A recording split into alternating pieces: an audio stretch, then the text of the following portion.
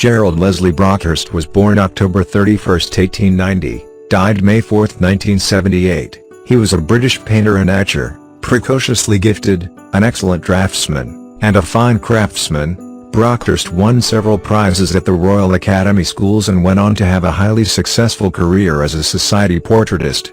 First in Britain and then in the USA, where he settled in 1939, working in New York and New Jersey. He is best known for his portraits of glamorous women, painted in an eye-catching, dramatically lit, formally posed style similar to that later associated with Annigoni. As an etcher, Brockhurst is remembered particularly for Adolescence, a powerful study of a naked girl on the verge of womanhood staring broodingly into a mirror, one of the masterpieces of 20th century printmaking.